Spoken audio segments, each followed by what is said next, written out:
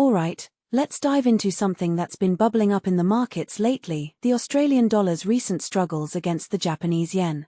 Now, if you've been keeping an eye on currency pairs, you've probably noticed Australian dollar to Japanese yen taking a bit of a hit, especially after China's latest trade data dropped. But here's the thing, this isn't just about numbers on a screen. It's about global tensions, economic relationships, and the ripple effects of geopolitical events. So, let's break it down. First off, what's the hook here? Well, imagine this. The Strait of Hormuz, a critical shipping route, is in turmoil.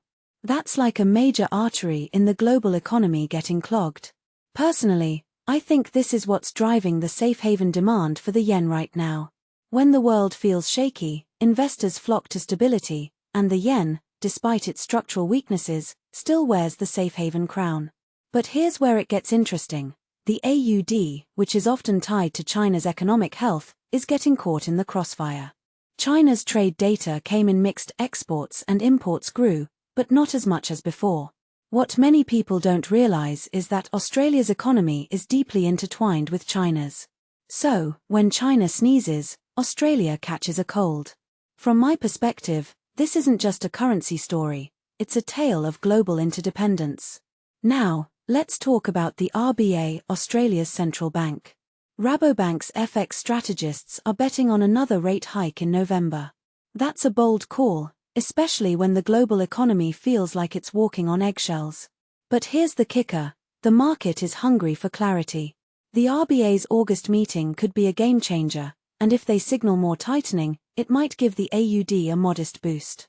In my opinion, though, this is a high-wire act. With global uncertainties piling up, can Australia afford to keep hiking rates? It's a question that keeps me up at night. Meanwhile, the yen's recent gains, thanks to joint intervention from Tokyo and Washington, are already fading.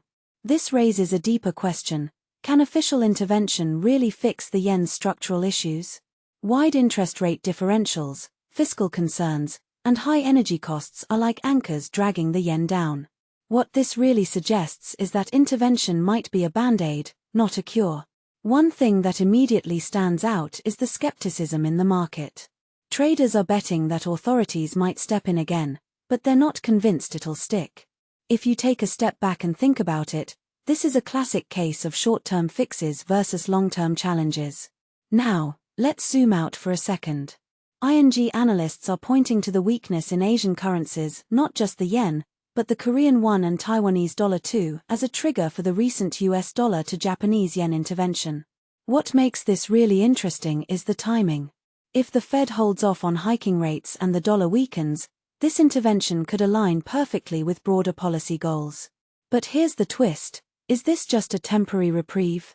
The yen's structural weaknesses aren't going anywhere, and the global economy isn't getting any less volatile.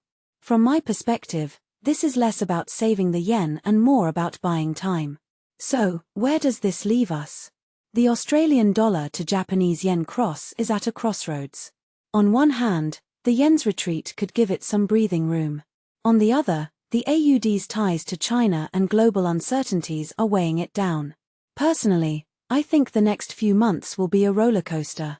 The RBA's moves, China's economic trajectory, and global geopolitical tensions will all play a role.